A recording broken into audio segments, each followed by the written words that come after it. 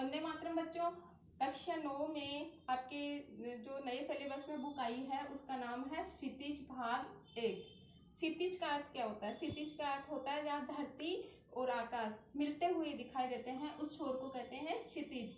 अब आपके इस किताब में भी गद्य और पद्य दोनों रचनाएं साथ साथ चल रही है, दोनों रचनाएं मिलते हुए दिखाई दे रहे हैं, तो इस अर्थ में हम इसका नाम क्षितिज ले सकते हैं। आपके इस किताब का पहला पाठ है कबीर।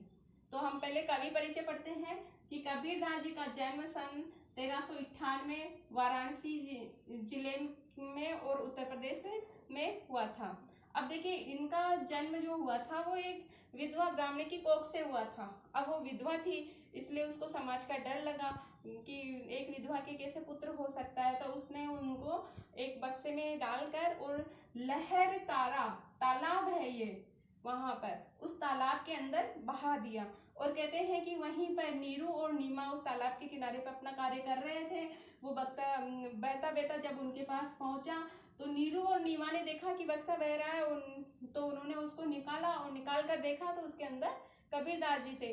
तो जब उन्होंने देखा तो वो तो बड़े प्रसन्न हो गए क्योंकि उनके कोई संतान नहीं थी और वो जुलाए थे जाति से और खुद भी अपने संतान के लिए कर रहे थे। उन्होंने कहा कि भगवान ने हमें तो पुत्र दे दिया, और वो उनको अपने घर ले गए, उनको लालन पालन किया, पाल पोस कर उनको बड़ा कर दिया। अब जैसे जैसे कबीरदास जी बड़े हुए तो उनका ध्यान मतलब वो एक अलौकिक शक्तियाँ लेके ही पैदा हुए थे। उनका ध्यान हमेशा आध्यात्मिकता में रहता था, भगवान की भक्ति में, संतों के सत्संग में, साधु संगति में ही वो अक्सर रहते थे। फिर जब वो बड़े हुए, अब इनकी माता का नाम था नीमा और पिता का नाम था नीरू। जब वो बड़े हुए तो उनकी शादी करवा दी गई और उनकी पत्नी थी लोई। अब उनके लोई से 2 बच्चे पैदा हुए। पहला था कमाल पुत्र और पुत्री थी कमाली। फिर कहते हैं कि इनका जीवन हमेशा इसी तरह ज्ञान योग को प्राप्त करने में ही बीता। फिर इनकी मृत्यु हुई सन 1518 में बस्ती में, मगहर जिले में, उत्तर प्रदेश में। और जब इनकी मृत्यु हुई तब ऐसा कहा जाता है कि हिंदू और मुसलमान आपस में झगड़ने लग गए, क्योंकि ये किसी पंथ को नहीं मानते थे, किसी धर्म विशेष को नहीं मानते थे। हिंदू और मुसलमानों को बराबर का महत्व देते थे। तो हिंदुओं ने तो कहा कि ये हमारे हैं, मुसलमानों ने कहा हमारे हैं। दोनों झगड़ा करने लग गए कि हम अपने हिसाब से इनका अंतिम संस्कार करेंगे, वो बोले हम अपने हिसाब से करेंगे। तो उन दोनों में झगड़ा होने लग गया। तो फिर देखा कि जहाँ इनकी देह पड़ी थी वहां पर उस देह के फूल बन गए, ऐसी कहावत प्रचलित है। और हिंदू और मुसलमानों ने उन फूलों को आधा आधा बांट लिया और फिर अपने अपने हिसाब से उनका अंतिम संस्कार कर दिया। अब देखिए भक्ति काल के निर्गुण धारा के ज्ञानाश्रय शाखा के ये कवि थे। भक्ति काल में जो कवि हुए थे वो भगवान की भक्तिपूर्ण रचनाएं, काव्य रचना ही निर्गुण धारा की ज्ञानाश्रय शाखा के ये संत कवियों में इनका प्रमुख स्थान है। अब निर्गुण धारा होते हैं कि ये भगवान की भक्ति तो करते थे, भगवान को मानते थे। वो कहते थे कि ईश्वर कण कण में व्याप्त है, वो कोई विशेष मंदिर में नहीं है, कोई मस्जिद में नहीं है, किसी गुरुद्वारे में नहीं है, किसी मूर्ति में विशेष नहीं है। वो तिलक छापा करने से ईश्वर नहीं मिलेगा, ईश्वर मिलेगा निर्मल हृदय रखने से और सभी मनुष्यों से आत्मवत प्रेम करने से। इसलिए इनको निर्गुण धारा के कवि माना जाता है। देखिए इनकी रचनाएं हैं बीजक। इनकी प्रमुख जो रचना है वो बीजक है। अब बीजक में इनके 3 प्रकार की रचना है, साखी, सबद और रवेनी। साखी होती है दोहाओं में लिखी गई है, जो आपके 7 दोहे आपके कोर्स में दिए हुए हैं वो साखी के हैं। और सबद में इनके पद होते हैं, जो आपके 2 पद आपके कोर्स में दिए हुए हैं। और रमेनी है वो चौपाई में लिखी गई है। ये जो दोहा और चौपाई क्या है, छंदों के नाम है।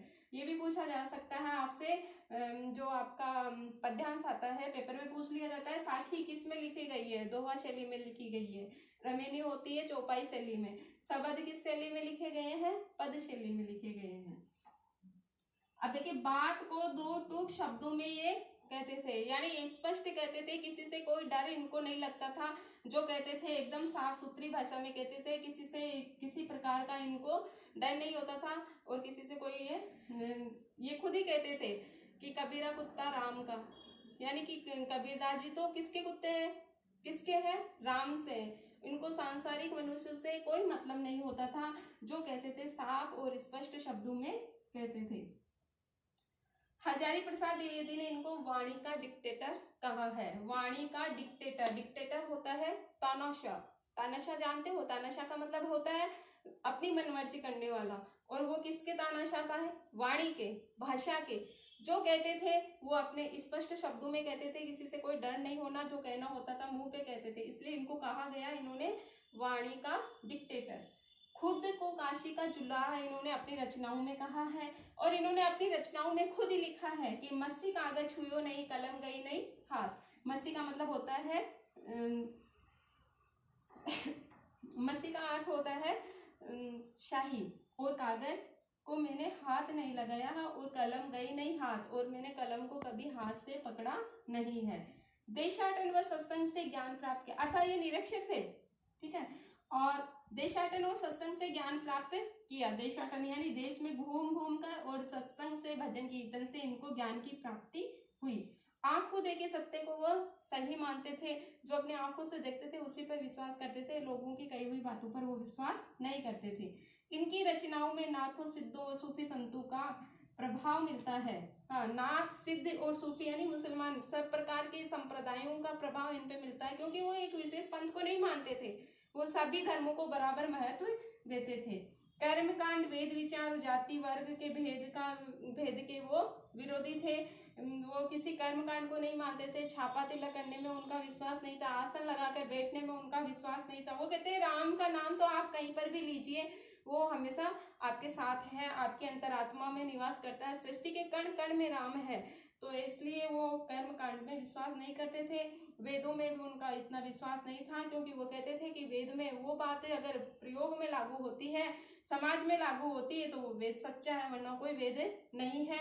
जाति और वर्ण में उनका बिल्कुल भी विश्वास नहीं था। वो कहते हैं कि हर मनुष्य को संसार में ईश्वर ने एक समान ही बनाकर भेजा है, इसलिए वो प्रेम, सद्भाव और समानता का समर्थन करते थे। और अगर इनकी भाषा अगर पूछ ली जाए तो इनकी भाषा थी सदुकड़ी भाषा, जिसे पंचमेल की भाषा भी कहते हैं, सदुकड़ी भाषा भी कहते हैं। अर्थात इनकी जो रचनाएं हैं उनके अंदर 5 प्रकार की भाषाओं का प्रयोग मिलता है। हिंदी, अंग्रेजी, उर्दू, फारसी और पंजाबी का इनके अंदर शब्दों का बाहुल्य मिलता है। इसलिए अब हम कबीरदास जी की साखियां पढ़ते हैं। देखिए साखियां का अर्थ होता है गवाह,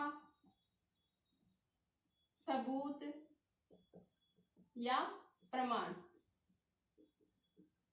हाँ, सबूत, प्रमाण, गवाह, यानी इन्होंने संसार के अंदर जो अनुभव किया अपने ज्ञान के द्वारा, और उसको फिर गा कर सुनाया, बोल कर सुनाया, उनको कहा गया साखियां, ठीक है। तो साखियां इन्होंने गाई, इन्होंने बोली, क्योंकि ये पढ़े लिखे तो खुद थे नहीं, खुद ने रचना की नहीं, तो इनके बहुत सारे शिष्य थे जो इनके साथ साथ रहते थे, वो इनसे सुनते थे और उसको लेखनीबद्ध करते रहते थे।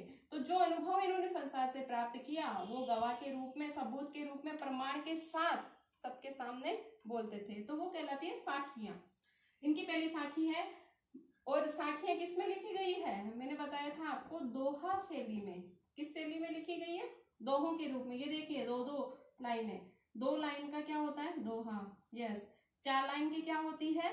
चौपाई, ठीक है। तो ये दोहा शैली में लिखी गई है। पहली साखी है, मान सरोवर सुभर जल, हंसा केली कराही, मुक्ता फल मुक्ता चुगे, अब उड़ी अनंत न जाही।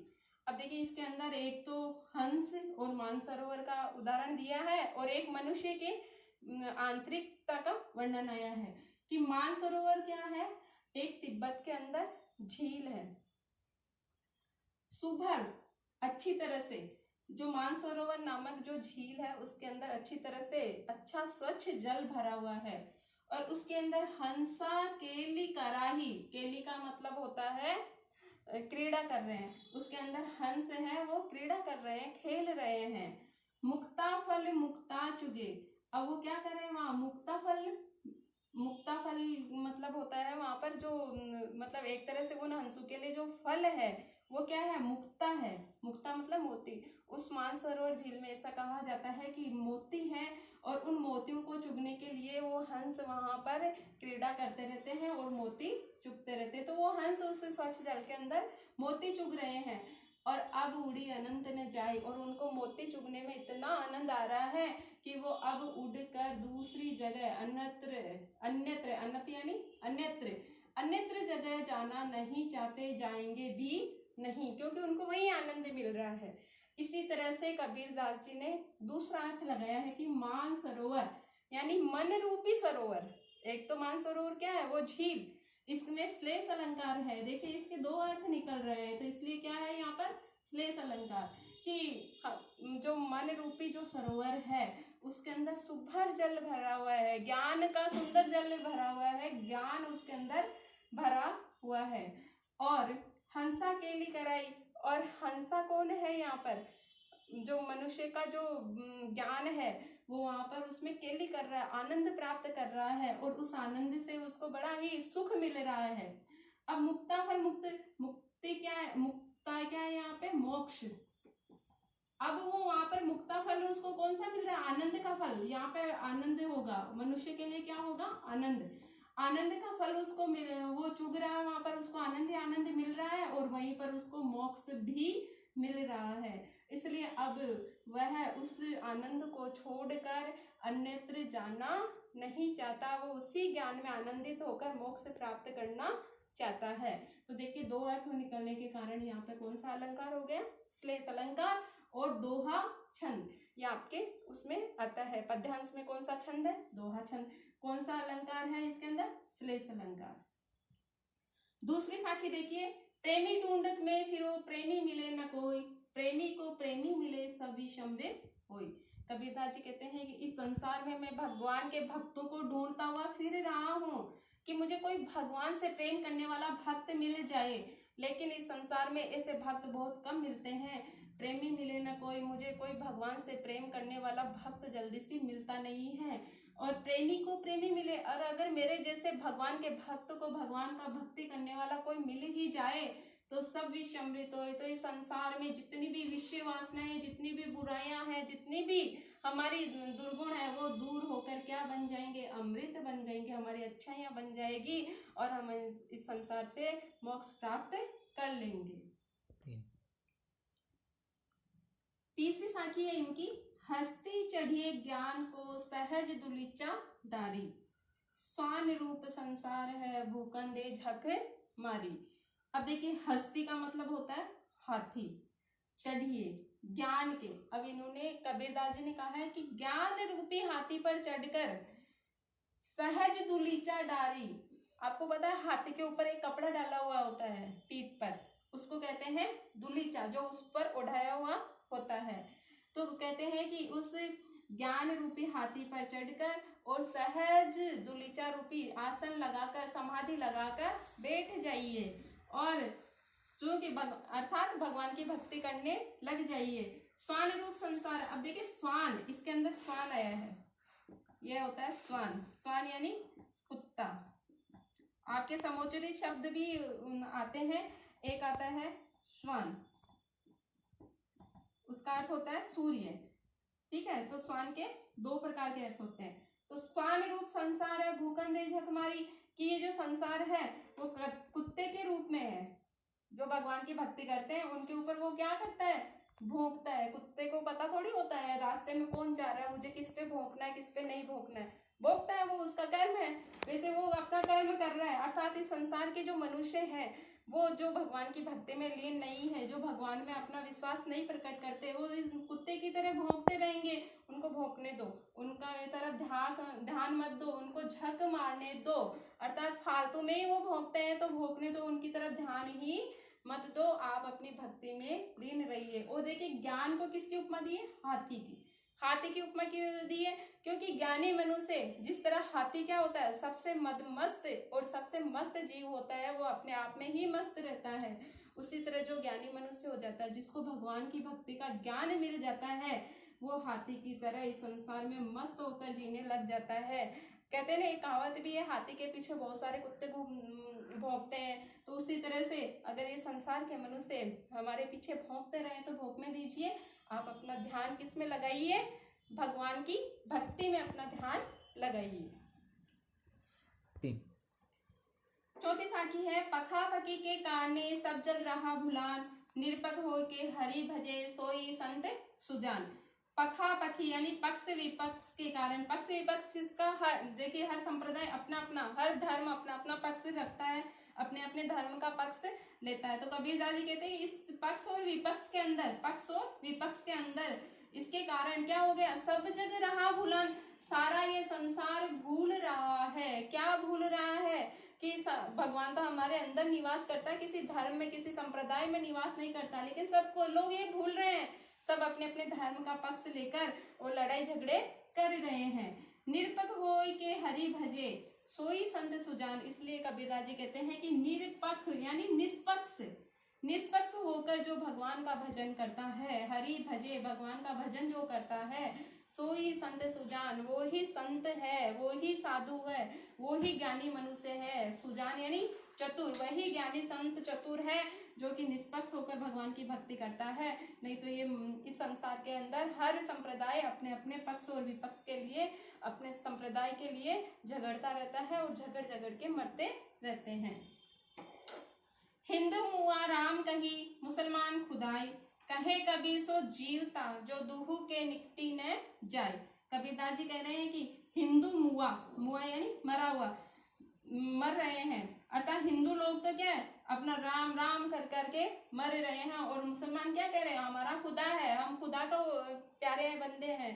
तो इस तरह हिंदू तो राम राम करते करते मर रहे हैं और मुसलमान खुदा खुदा करते मर रहे हैं। कबीरदास जी कहते हैं कहे कबीर सो जीवता, कबीरदास जी कहते हैं वही इस दुनिया के अंदर जीवित है जो दूर के निकट न जाए, जो इन दोनों के पास ही नहीं जाता। अर्थात नहीं तो कोई राम कहता है, नहीं रहीम कहता है। वो क्या कहता है? परमात्मा ईश्वर एक है। जो ईश्वर की एकता में विश्वास करता है वही संसार के अंदर सच्चा जीवन यापन करता है, सच्चा भगवान का भक्त है।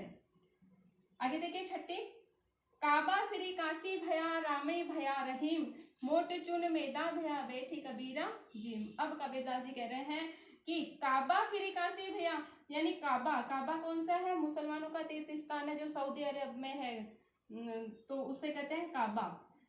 फिर वो जाते हैं ना मक्का मदीना की जो यात्रा, वो काबा है।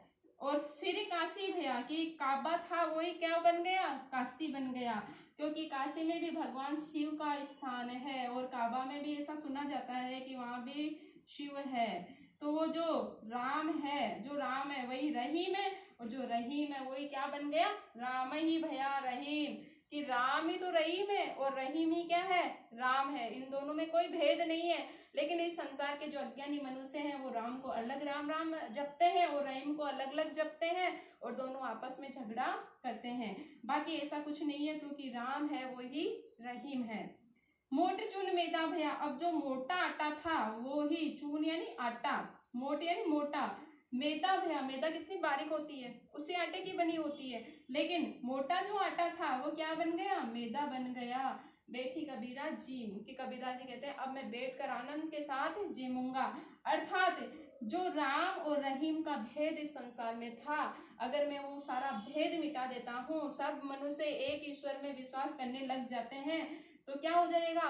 जो मोटी बुद्धि थी, जो अज्ञानी लोग थे, उनका क्या हो गया? मैदा बन गई, उनका अज्ञान दूर हो गया, उनमें ज्ञान का प्रकाश हो गया, और अब बैठकर आराम से जीमना है। अर्थात मैदा कितनी बढ़िया लगती है, मैदा की बहुत अच्छी अच्छी मिठाइयाँ बनती है, और उन्हीं मिठाइयों से क्या आता है? जीमने में बड़ा मजा आता है। कबीरदास जी भी कह रहे हैं अब मैं भी आनंद के साथ जीमूंगा। अर्थात जो मोटा आटा है यानी अज्ञान है वो ज्ञान में प्रकट हो गया, और अब जब ज्ञान का प्रकाश मनुष्य के अंदर आ जाता है तब क्या होता है? जीने का आनंद आ जाता है, और अब आराम से इस संसार में हम बैठकर जिएंगे, आराम से जीवन यापन करेंगे। साथी साखी है आपकी, ऊंचे कुल का जन्मिया, जो करनी ऊंच न होई, सुबरन कलश सूरा भरा, साधु निंदा सोई।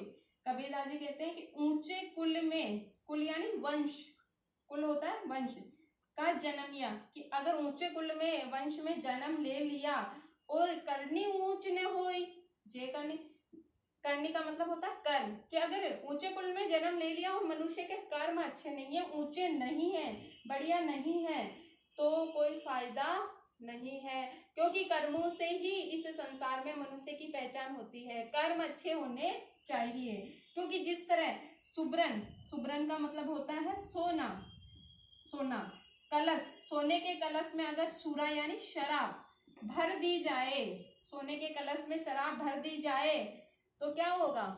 साधु निंदा सोई। क्या सोने के कलश में अगर हम शराब भर देंगे तो क्या वो अमृत बन जाएगी? क्या नहीं बनेगी, वो शराब ही कहलाएगी। और साथ में उस सोने के कलश की निंदा और कराएगी कि देखो इस सोने के कलश में शराब भरी हुई है, उसकी और बुराई होगी। अर्थात ऊंचे कुल में जन्म लेकर अगर अच्छे कर्म नहीं करे तो वो कुल का नाम भी बदनाम करेगा। उसी तरह से जिस तरह से कि सोने का नाम बदनाम वो शराब कर रही है। और साधु निंदा सोई, और सज्जनता की निंदा भी वही मनुष्य कराता है इस संसार में जो अपने कर्मों के द्वारा अच्छे फल को प्राप्त नहीं करता, निकृष्ट कर्म इस संसार में आकर वो करता है।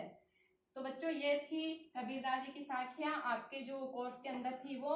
और हम अगले इनके जो पद हैं, आपके 2 पद दिए हुए हैं, वो पद हम अगले वीडियो में पढ़ेंगे।